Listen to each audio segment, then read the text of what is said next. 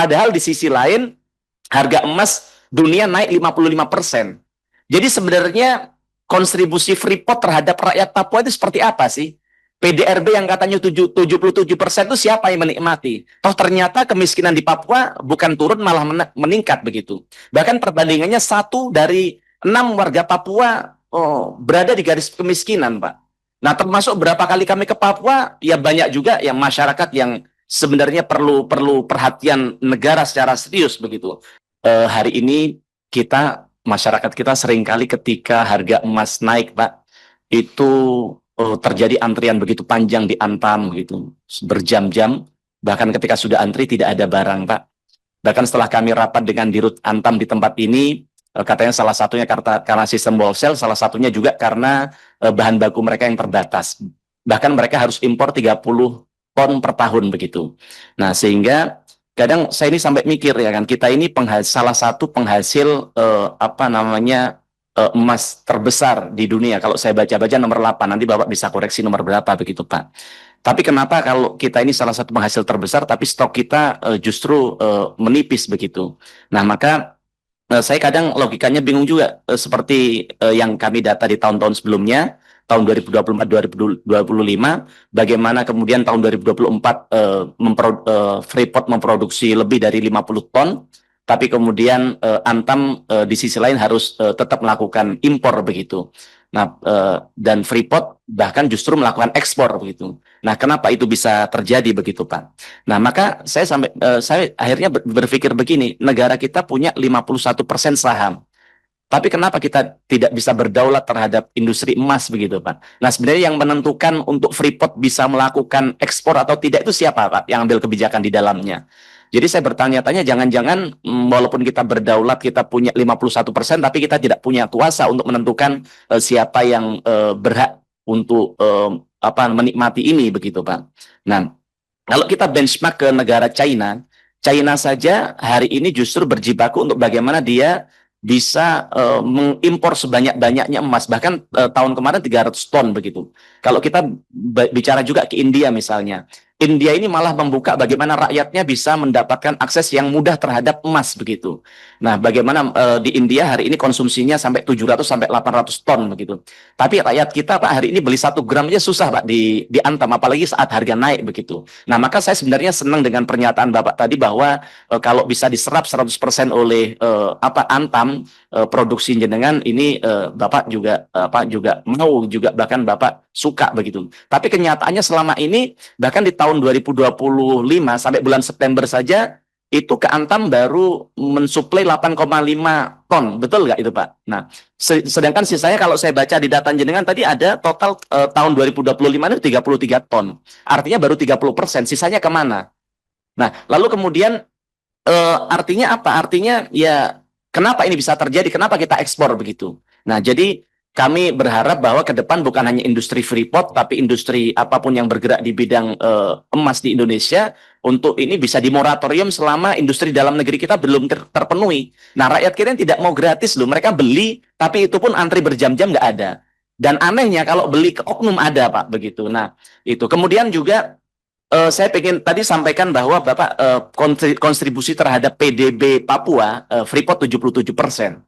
Nah, tapi kan saya coba tadi langsung buka data BPS, itu angka kemiskinan di Freeport tahun 2024 itu 17,26%, kemudian di September 2024 tadi Maret, kemudian September 2024 naik 18,19%, kemudian di bulan Maret 2025 naik lagi 19,06%. Padahal, Pak, emas kalau kita lihat datanya dari tahun 2024 hingga tahun 2025, sebelum ada Grisberg sebelum ada kejadian longsor ini sekalipun, di bulan Maret 2025 itu kenaikan kemiskinannya sangat luar biasa. Padahal di sisi lain harga emas dunia naik 55%. Jadi sebenarnya kontribusi Freeport terhadap rakyat Papua itu seperti apa sih? PDRB yang katanya 77% itu siapa yang menikmati? Toh ternyata kemiskinan di Papua bukan turun malah meningkat begitu. Bahkan perbandingannya 1 dari 6 warga Papua berada di garis kemiskinan, Pak. Nah, termasuk berapa kali kami ke Papua, ya banyak juga yang masyarakat yang sebenarnya perlu perlu perhatian negara secara serius begitu. Jadi pertanyaan sebenarnya Freeport ini untuk apa dan untuk siapa? Termasuk tadi dari 51 hingga 63% kalau kawan kami tadi senang dengan adanya itu, saya malah bertanya-tanya 51% saja ini dampaknya juga tidak menurut kami tidak terlalu banyak untuk rakyat, juga untuk masyarakat yang bahkan dia tidak minta emas secara gratis, mereka mau beli emas saja juga tidak kemudian lebih mudah. Jangan-jangan 63% justru malah jadi beban buat negara ke depan dengan adanya biaya-biaya lain-lain yang tersembunyi yang saya tidak tahu apa begitu ya kan. Nah, kemudian juga saya ingin tanya ke Pak Dirut bahwa ada isu soal penyelundupan emas ke Singapura, kemudian ke Dubai, ke Hong Kong dan sebagainya yang dilakukan oleh industri pertambangan dalam negeri kita. Itu betul tidak Pak? Dan kemudian untuk memitigasi bahwa bawahan Bapak di Freeport tidak melakukan itu seperti apa gitu. Karena kita lihat Singapura tidak punya tambang emas secuil pun loh Pak. Tapi bagaimana Singapura merupakan negara ke-15 pengekspor emas terbesar di dunia begitu. Dari mana kalau nggak dari Indonesia? Nah, itu pertanyaan kami, Pak. Nah, kemudian selanjutnya soal keselamatan pekerja tambang begitu. Nah, tadi kata Bapak ada 7 yang meninggal, kemudian kalau kita tarik 20 tahun terakhir ada 50 yang meninggal karena kecelakaan tambang di sana.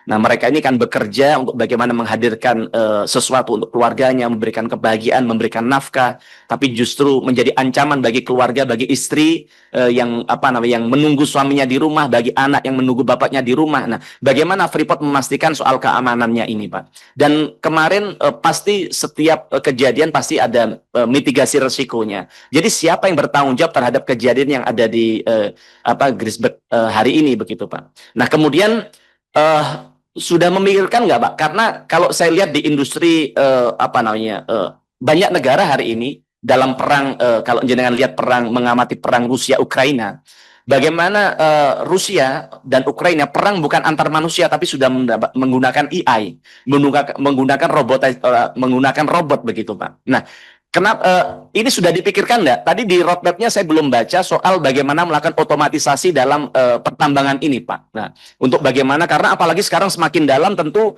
karena tambangnya semakin dalam tentu akan semakin bahaya gitu. Nah, sehingga harapan saya ada satu strategi untuk bagaimana menggunakan AI, menggunakan robotik untuk melakukan pertambangan. Itu mungkin nggak dilakukan. Dan negara mana yang sudah melakukan itu? Karena kalau saya bilang bahwa di industri, di sesuatu yang lebih membahayakan soal perang saja sudah menggunakan teknologi itu, masa sih industri pertambangan kita tidak menggunakan itu?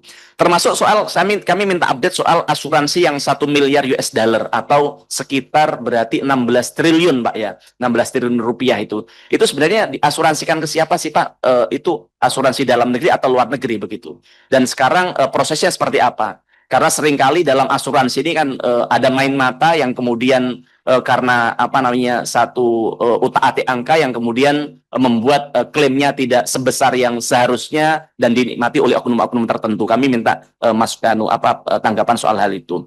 Kemudian soal masa depan tambang. Sejak 37 tahun lalu Freeport ini tidak menemukan lokasi tambang baru. Kalau kita lihat swasta sekarang ekspansi di mana-mana begitu. Nah, kenapa Freeport tidak mencoba untuk mengeksplorasi di tempat-tempat lain? Kenapa hanya di situ begitu, Pak? Yang itu sudah tidak lebih produktif, juga membahayakan bagi masyarakat begitu, dan termasuk bagi pekerja. Itu aja dari kami. Matur nuwun. Assalamualaikum warahmatullahi wabarakatuh. Download Tribun X sekarang. Menghadirkan lokal menjadi Indonesia.